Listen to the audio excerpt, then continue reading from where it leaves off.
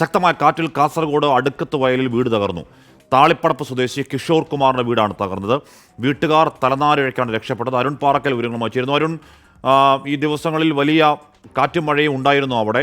ഈ അപകടം ഉണ്ടായത് എങ്ങനെയാണ്? ഹാഷ്മി, കഴിഞ്ഞ 2 ദിവസമായി ശക്തമായ മഴ കാസർഗോഡ് ജില്ലയിലെ പല ഭാഗങ്ങളിലും ഉണ്ടായിരുന്നു. ഇന്ന് രാവിലെയും ശക്തമായ കാറ്റുണ്ടായിരുന്നു, പക്ഷേ മഴയില്ല.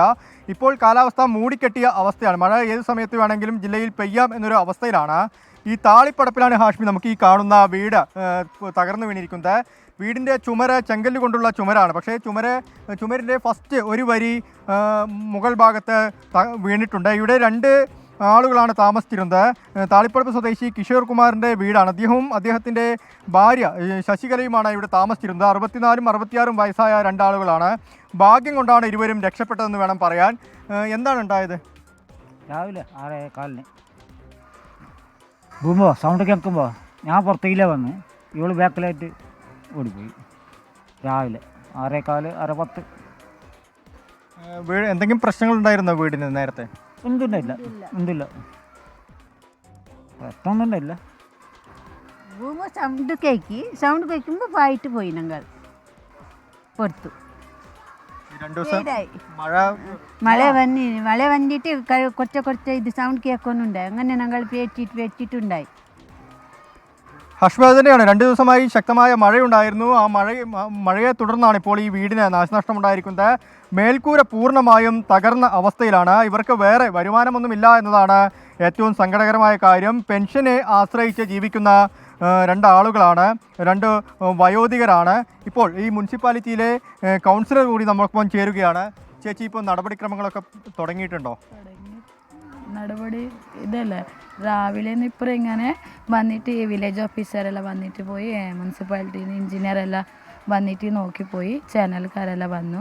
പക്ഷെ അവർക്ക് 2 പേർക്ക് വേറെ ജീവിക്കാനൊരു വഴിയില്ല. ഇതാണെങ്കിൽ എല്ലാം നമുക്ക് അവര് പകരം ഒരു താൽക്കാലിക സംവിധാനം ഏർപ്പാടായിരുന്നല്ലോ, അതിനുള്ള നടപടികളും തുടങ്ങി. അവർക്കായിട്ട് അങ്ങനെ ഇപ്പോൾ റൂമിൽ ഇങ്ങനെ ക്വാർട്ടേഴ്സിലിരിക്കാൻ അവർക്കായിട്ട് ഒന്നുമില്ല. പക്ഷെ ഞങ്ങളിങ്ങനെ ആൾക്കാർ ചേർന്നിട്ട് ഇങ്ങനെ എവിടെയെങ്കിൽ പോയിട്ട് ഇരുന്നിട്ട്, അല്ലാണ്ട് വാടക കൊടുക്കാൻ അത്ര കഴിവില്ലല്ലോ അവർക്ക്. അത് തന്നെയാണ് ഹാഷ്മി, ഇവർക്ക് ഇനി താൽക്കാലികമായൊരു സംവിധാനം ഒരുക്കണം. ഇവരെ ഇപ്പോൾ ഇന്ന് രാവിലെ മുതൽ തന്നെ പുറത്തിരിക്കുകയാണ്. മറ്റ് മാർഗ്ഗങ്ങളൊന്നുമില്ല, മറ്റ് സ്ഥലങ്ങളൊന്നുമില്ല, വരുമാനവുമില്ല. അതുകൊണ്ട് നാട്ടുകാരും അതുപോലെ തന്നെ വാർഡ് മെമ്പറുമൊക്കെ ചേർന്ന് താൽക്കാലിക സംവിധാനം, താമസ സൗകര്യം ഒരുക്കാനുള്ള തയ്യാറെടുപ്പിലാണ് ഹാഷ്മി.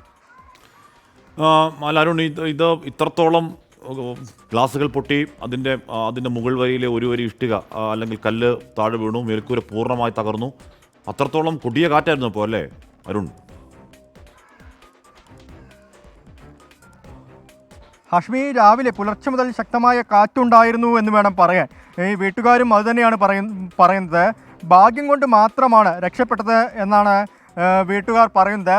ഈ വീട്ടമ്മ ശശികല അവർ അകത്തായിരുന്നു, അടുക്കള ഭാഗത്തായിരുന്നു. ആ സമയത്താണ് വലിയൊരു ശബ്ദം കേട്ടത്. ആ ശബ്ദം കേട്ട് അവർ വീടിൻ്റെ പുറകുവശത്തേക്ക് അടുക്കള വഴി പുറത്തേക്ക് ഓടി.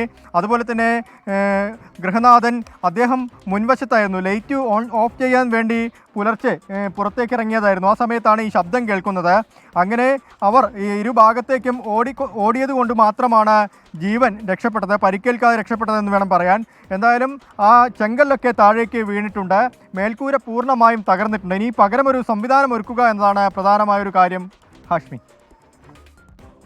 ഓക്കെ, വലിയ അപകടമുണ്ടായി. വീട്ടുകാർ പക്ഷേ തലനാരിഴയ്ക്ക് രക്ഷപ്പെട്ടു. താളിപ്പടപ്പ് സ്വദേശി കിഷോർ കുമാറിൻ്റെ വീടാണ് തകർന്നു വീണത്. അത് അത്രയും വലിയ കാറ്റാണ്. നമുക്ക് അങ്ങനെ അതിൻ്റെ മേലാപ്പൊന്നാകെ പൊളിഞ്ഞ് താഴേക്ക് വീണിരിക്കുന്നുണ്ട്. അപ്പോൾ കാറ്റിൻ്റെ ശക്തി കൂടി പ്രേക്ഷകർക്ക് ആ ദൃശ്യങ്ങൾ കാണുമ്പോൾ ഊഹിക്കാവുന്നതേ ഉള്ളൂ.